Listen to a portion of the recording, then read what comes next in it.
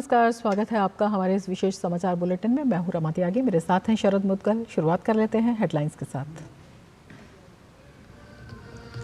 प्रधानमंत्री नरेंद्र मोदी की झारखंड के बोकारो और गुमला में विशाल जनसभा। पीएम ने हेमंत सोरेन सरकार पर साधा निशाना। कहा, पिछले साल में जेएमएम सरकार ने किया है केवल लूटने का काम, राज्य में अवैध घुसपैठ को भी बनाया निशाना।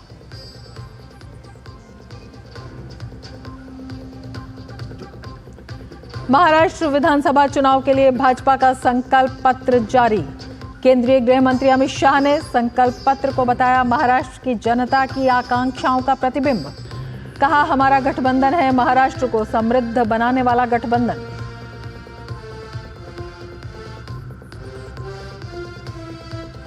महाराष्ट्र चुनाव के लिए महाविकास आघाड़ी ने भी जारी किया अपना घोषणा पत्र। कांग्रेस अध्यक्ष मल्लिकार्जुन खड़गे ने एमवीए के घोषणा पत्र को बताया महाराष्ट्र की प्रगति पर आधारित।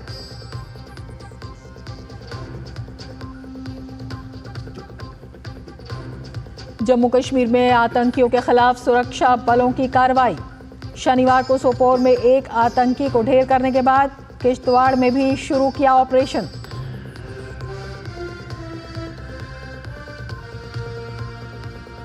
भारत और दक्षिण अफ्रीका के बीच कैनबेरा में दूसरा T20 मैच आज। 4 मैच की सीरीज में भारत 1-0 से आगे।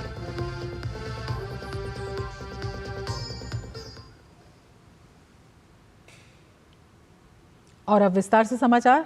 प्रधानमंत्री नरेंद्र मोदी ने झारखंड के गुमला में विशाल जनसभा को संबोधित करते हुए राज्य में अवैध घुसपैठ को निशाना बनाया।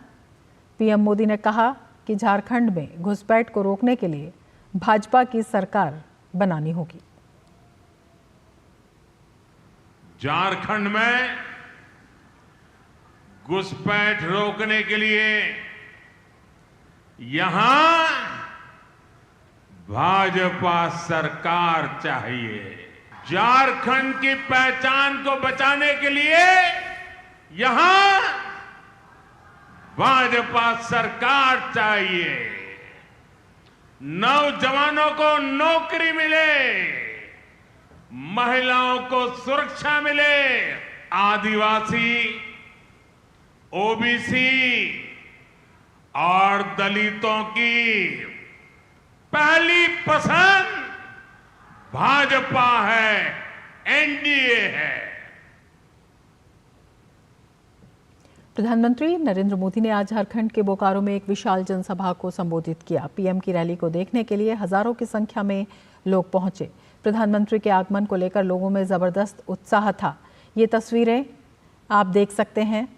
आयोजन स्थल तो खचाखच भरा ही हुआ था, साथ ही सड़कें भी लोगों से पटी हुई नजर आई। प्रधानमंत्री नरेंद्र मोदी झारखंड में चुनाव प्रचार पर हैं। इस बीच केंद्रीय मंत्री शिवराज सिंह चौहान ने प्रधानमंत्री मोदी के रांची में आगमन से पहले क्षेत्रों का दौरा किया।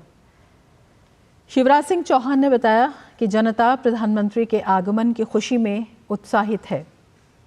वहीं केंद्रीय मंत्री ने सफाई कर्मियों से भी मुलाकात की।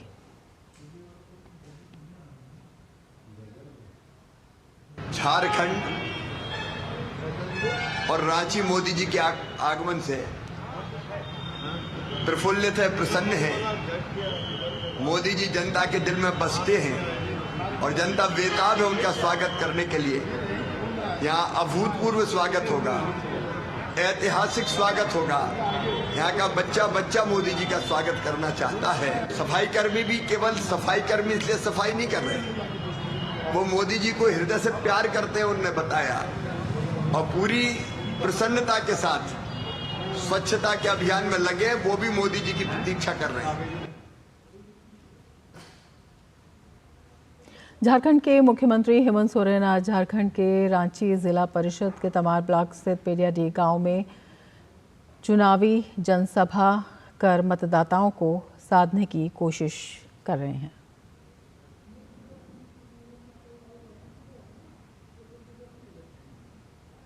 झारखंड में 2 चरणों में विधानसभा चुनाव होगा। पहले चरण में 13 नवंबर को और दूसरे चरण में 20 नवंबर को वोटिंग होगी।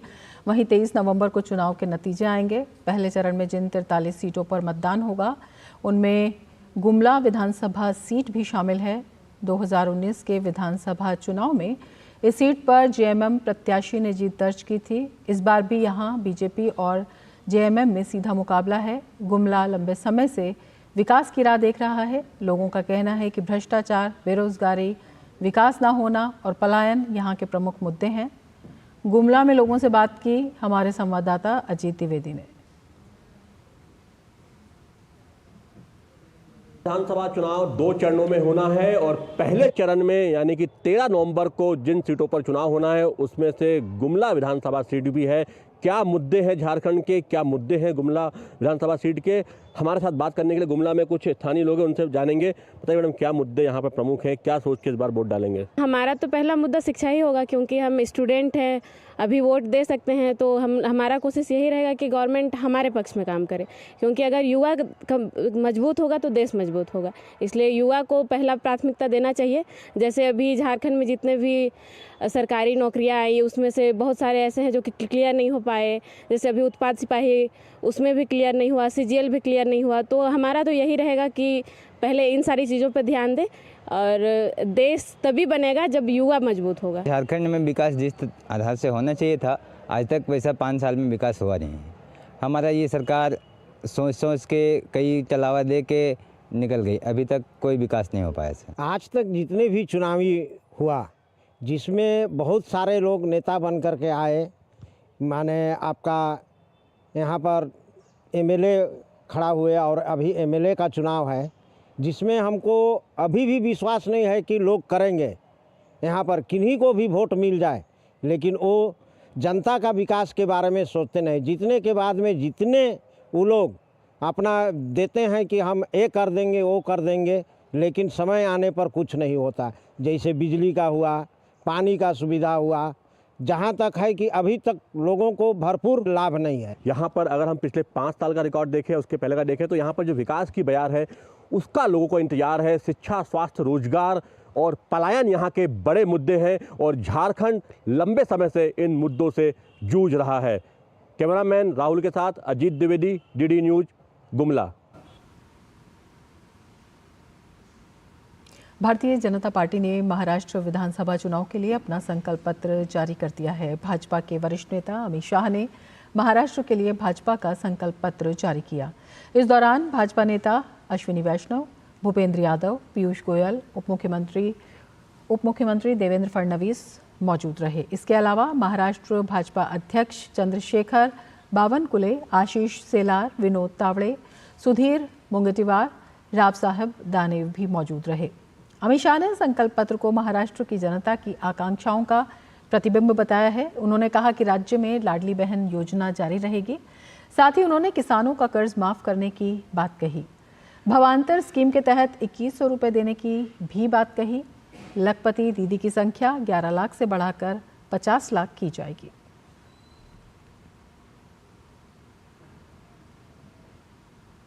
संकल्प पत्र में देवेंद्र जी ने 25 प्रमुख मुद्दे आप लोगों के सामने रखे हैं।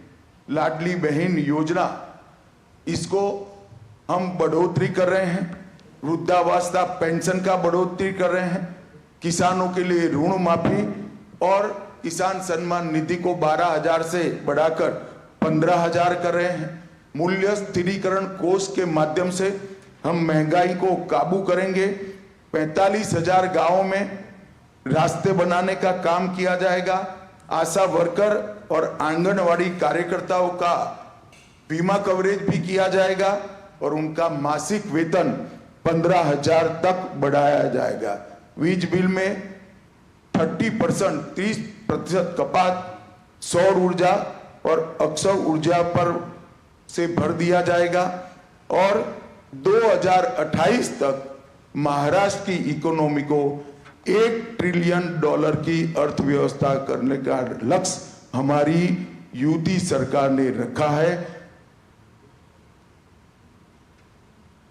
अमित शाह ने उद्धव ठाकरे पर भी जमकर निशाना साधा। संकल्प पत्र में देवेंद्र जी ने 25 मुद्दे, उद्धव जी आप कहां बैठिएगा इसका फैसला आपको ही करना है, हम नहीं कर सकते। आपको ही करना चाहिए, आपने ही करा है, मगर कहां बैठे हो वो जगह मैं जरूर याद कराना चाहता हूं। आप 370 हटाने के विरोध करने वालों के साथ बैठे, आप राम जन्मभूमि के निर्माण का विरोध करने वालों के साथ बैठे हो, आप सावरकर जी के लिए अपशब्द कहने वालों के साथ बैठे हो, आप संभाजी नगर नाम का विरोध करने वालों के साथ बैठे हो, सीएए और यूसीसी लाने का विरोध करने वालों के साथ बैठे हो, और आप वक्फ बोर्ड के अंदर आने वाले सुधारों के बिल का विरोध करने वालों के साथ। मुंबई में कांग्रेस अध्यक्ष मल्लिकार्जुन खड़गे ने महाराष्ट्र चुनाव के लिए महाविकास अघाड़ी का घोषणा पत्र जारी किया। इस बीच कई वरिष्ठ नेता मौजूद रहे। मल्लिकार्जुन खड़गे ने बताया कि घोषणा पत्र महाराष्ट्र की प्रगति के ऊपर आधारित है, जिसमें कृषि और ग्रामीण विकास, उद्योग और रोजगार, शहरी विकास, पर्यावरण और जन कल्याण शामिल है। कांग्रेस अध्यक्ष ने घोषणा पत्र में बताया कि हर परिवार को सालाना 3 लाख रुपए मिलेंगे। इसमें महिलाएं आत्मनिर्भर बनेंगी। मल्लिकार्जुन खड़गे ने महाराष्ट्र में युवाओं को महीने में 4,000 रुपए देने का जिक्र किया। साथ ही योग्यता के अनुसार काम भी देने की बात कही।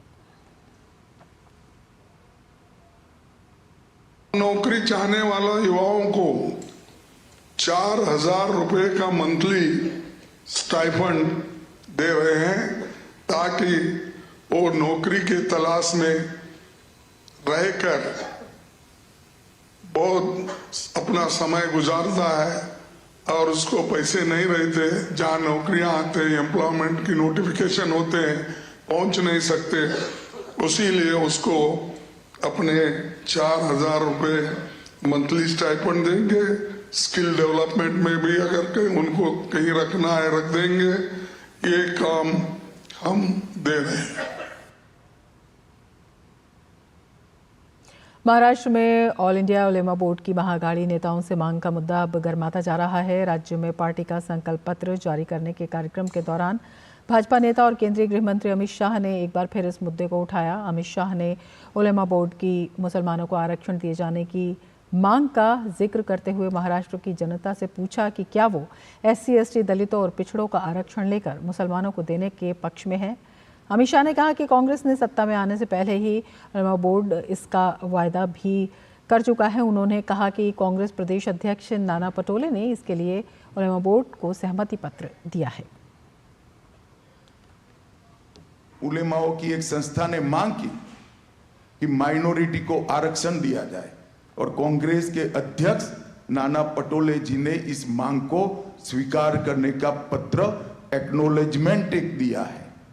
मैं महाराष्ट्र की जनता को पूछना चाहता हूं, क्या कांग्रेस पार्टी के ये मंसूबे के साथ आप सहमत हैं? क्या ST, SC, OBC, दलितों का, आदिवासियों का और पिछड़ों का आरक्षण लेकर मुस्लिमों को देने के पक्ष में महाराष्ट्र की जनता है क्या? हमारा संविधान धर्म के आधार पर आरक्षण के पक्ष में नहीं। हमारे संविधान में किसी भी प्रकार का आरक्षण धर्म के आधार पर नहीं हो।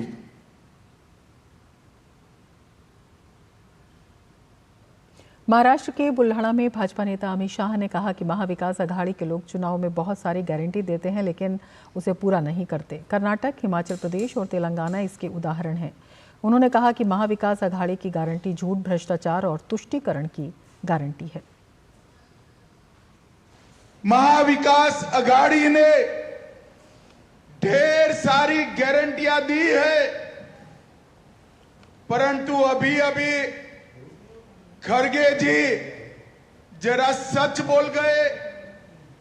इनसे राहुल बाबा नाराज हो गए। खड़गे जी ने कहा कि भाई वादा करो तो जरा पूरा हो सके ऐसा वादा करो।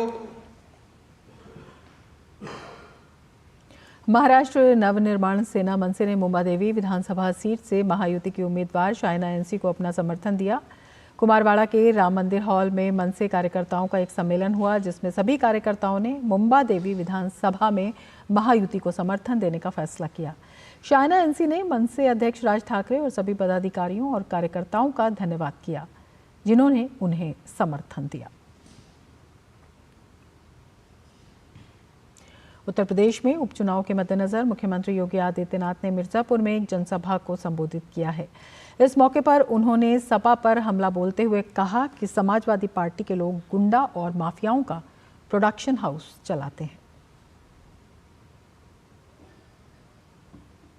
देख सफाई बिटिया घबराई, ये समाजवादी पार्टी अब यह तो एक प्रोडक्शन हाउस बन गया है, माफिया और अपराधियों को पालने का प्रोडक्शन हाउस है ये।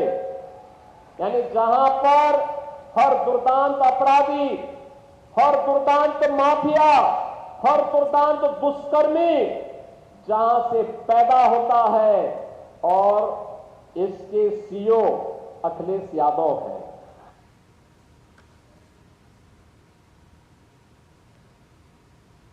लोकसभा उपचुनाव प्रचार के लिए कांग्रेस उम्मीदवार प्रियंका गांधी वाड्रा केरल के वायनाड पहुंची। वायनाड में उन्होंने कहा कि मैं ईसाई समुदाय की मांगों के लिए लड़ूंगी और उनसे चर्चा करूंगी। साथ ही लोगों से मिले प्यार और स्नेह के लिए प्रियंका गांधी ने आभार व्यक्त किया। People have given me a lot of love and affection. I'm very grateful to it, for it. And I've been very happy campaigning here. So I've been meeting them. I've been meeting many people from the Christian community. I will fight for their demands just as I am fighting for everybody else. I will discuss with them, understand properly, and I will also support them, obviously.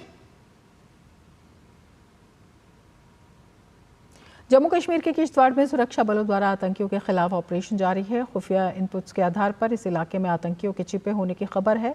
यह आतंकियों का वही group है जिसने 2 दिन पहले किश्तवाड़ में 2 निर्दोष ग्रामीणों का अपहरण कर उनकी हत्या कर दी थी।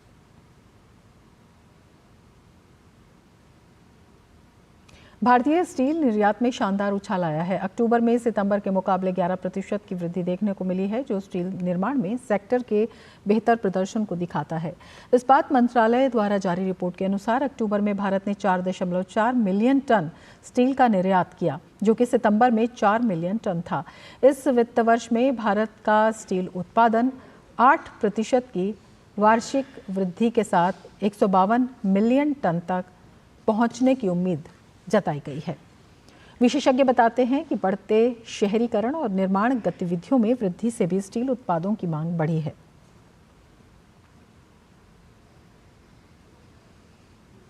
स्टील निर्यात अक्टूबर में बढ़कर 44 लाख टन हुआ है। स्टील निर्यात में भारत का प्रदर्शन बेहतर हुआ है। वृद्धि से घरेलू स्टील कंपनियों को बेहतर आय मिलेगी।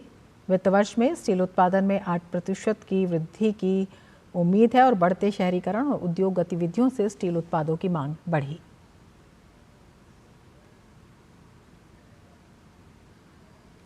विशेष स्वच्छता अभियान के दौरान कबाड़ निस्तारण से 2364 करोड़ रुपए के राजस्व मिलने को प्रधानमंत्री ने सराहनीय बताया है।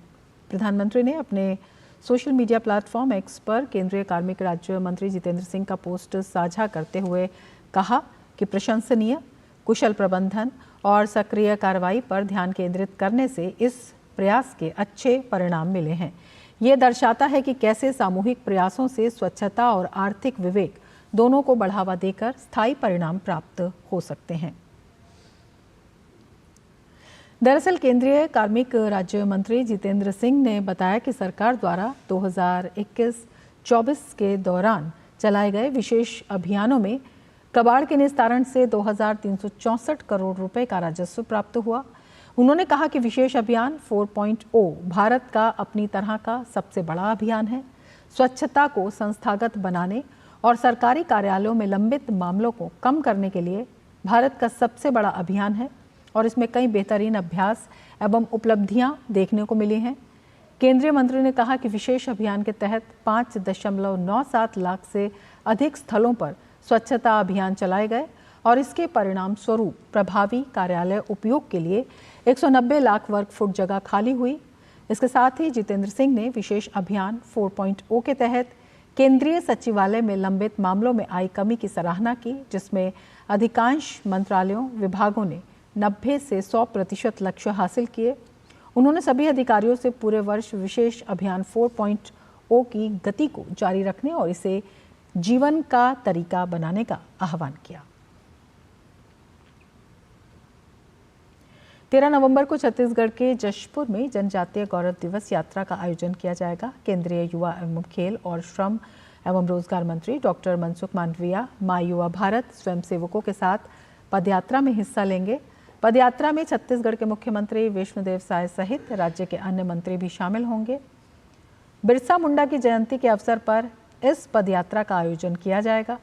यात्रा का मकसद बिरसा मुंडा की विरासत और देश के विकास में आदिवासी समुदायों के महत्वपूर्ण योगदान का सम्मान करना है। इस कार्यक्रम में 10,000 से अधिक माय युवा भारत के स्वयंसेवक हिस्सा लेंगे। ये पदयात्रा कोमोडो गांव से शुरू होगी और लगभग 7 किलोमीटर की दूरी तय करते हुए रणजीत स्टेडियम में समाप्त होगी।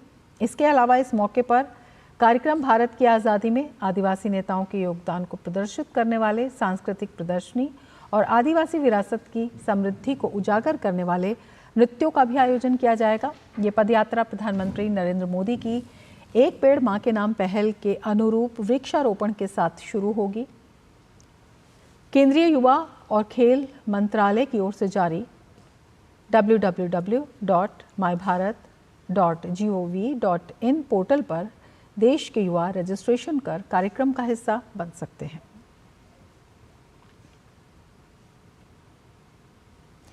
देश में इलेक्ट्रिक व्हीकल को बढ़ावा देने के लिए सरकार की नीतियां सफल साबित हो रही हैं। पर्यावरण अनुकूल इलेक्ट्रिक व्हीकल के जरिए प्रदूषण को कम करने में भी मदद मिलेगी। सरकार की इस पहल का उद्देश्य स्वच्छ और बिजली चालित परिवहन की ओर भारत की यात्रा को गति देना है। देश में इलेक्ट्रिक वाहनों की बिक्री बढ़ाने और इसे अपनाने को प्रोत्साहन देने के लिए सरकार की तरफ से लगातार प्रयास किया जा रहा है, जिस वजह से बीते कुछ महीनों के दौरान इलेक्ट्रिक वाहनों की बिक्री में जबरदस्त उछाल देखने को मिला है। ईवी के जरिए कैसे बेहतर सड़क, हवा और बेहतर पर्यावरण का निर्माण किया जा सकता है, इसी को लेकर एक कार्यक्रम का आयोजन किया गया, जिसमें केंद्रीय मंत्री मनोहर लाल ने इलेक्ट्रिक वाहनों की रैली को हरी झंडी दिखाकर रवाना किया और कहा कि सरकार की इस पहल का उद्देश्य स्वच्छ और बिजली चलित परिवहन की ओर भारत की यात्रा को गति देना है। ऐसा मैं कहूँगा कि नोबल कॉज के लिए जो ईवी सर्विसेज नाते से कार्यक्रम ब्रीद नाम से शुरू किया गया है, इसका बहुत लाभ खास करके दिल्ली जैसे शहर में इसकी बड़ी आवश्यकता थी और इसको सबसे पहले चरण में हम जितने सरकारी व्हीकल्स हैं, अफसरों की गाड़ियां हैं, हमारे कर्मचारियों के जो वाहन हैं और भी जो उपयोग आने वाले वाहन हैं, उनको सबको ईवी सर्विसेज पर लाएंगे ताकि प्रदूषण में कमी लाई जा सके। केंद्र सरकार की इलेक्ट्रिक मोबिलिटी प्रमोशन स्कीम यानी EMPS और PM E-ड्राइव योजनाओं जैसी पहलों के माध्यम से इस वित्त वर्ष यानी 2024 और 25 में इलेक्ट्रिक टू व्हीलर्स की बिक्री बढ़कर 5,71,411 यूनिट हो गई है। इस दौरान ई रिक्शा और ई कार समेत इलेक्ट्रिक थ्री व्हीलर्स की बिक्री 1164 यूनिट तक पहुंच गई है, जबकि L5 कैटेगरी में इलेक्ट्रिक थ्री व्हीलर्स की बिक्री 71,501 यूनिट तक पहुंच गई है। आने वाले समय में योजनाओं के चलते इलेक्ट्रिक वाहनों की बिक्री में और भी इजाफा होने की उम्मीद है। केंद्र सरकार के जितने भी स्कीम्स हैं वो पब्लिक ट्रांसपोर्ट सिस्टम्स को सपोर्ट कर रही हैं, इसलिए PM E-बस सेवा, payment security mechanism, national electric bus programme, PM E-ड्राइव, PLI स्कीम, तमाम तरह के सबों का प्रेशर यही है कि धीरे धीरे लोग जो हैं उस ओर पब्लिक ट्रांसपोर्ट की ओर बढ़े। कार्यक्रम के दौरान केंद्रीय मंत्री मनोहर लाल ने इलेक्ट्रिक ट्रैक्टर को भी चलाकर देखा।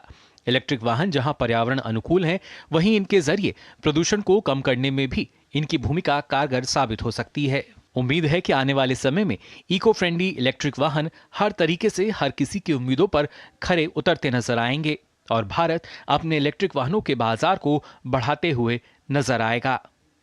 Mukul Sharma, DD news, Delhi. Mexico में क्वेरेटारो शहर के एक बार में हुई अंधाधुंध फायरिंग में 10 लोगों के मारे जाने की खबर है। क्वेरेटारो के सार्वजनिक सुरक्षा सचिवालय के प्रमुख जुआन लुइस फेरुस्का ने सोशल मीडिया पर पोस्ट में कहा कि कम से कम 4 हमलावर एक पिकअप ट्रक में सवार होकर आए और बार के अंदर गोलीबारी शुरू कर दी। इस हमले में 10 लोगों के मारे जाने की खबर है और कम से कम 7 लोग घायल हुए हैं। फेरुस्का ने बताया कि एक संदिग्ध को हिरासत में लिया गया है। घायलों को इलाज के लिए अस्पताल में भर्ती कराया गया है। पुलिस ने मामले की जांच शुरू कर दी है। पश्चिम एशिया में चल रहे संघर्ष के बीच नए घटनाक्रम में कतर ने इजराइल और हमास के बीच मध्यस्थ की भूमिका से खुद को अलग करने की घोषणा की है। पश्चिम एशिया में शांति बहाली के लिए इसे बड़ा झटका बताया जा रहा है। कतर का कहना है कि दोनों पक्ष पूर्ण विश्वास के साथ बातचीत नहीं कर रहे हैं। ये निर्णय इन खबरों के बीच आया है कि जब फलस्तीनी समूह द्वारा गाजा में चल रहे संघर्ष को समाप्त करने के नए प्रस्तावों को अस्वीकार कर दिया गया है।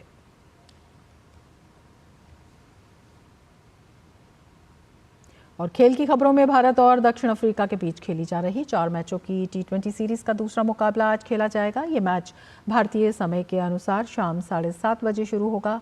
भारतीय टीम पहला मैच जीतने के बाद 4 मैच की सीरीज 1-0 से इस सीरीज में आगे है।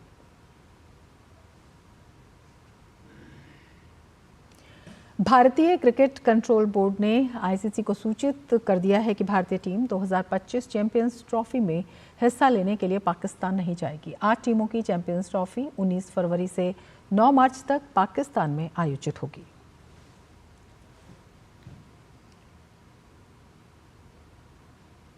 इसके साथ इस बुलेटिन में फिलहाल इतना ही। नमस्कार।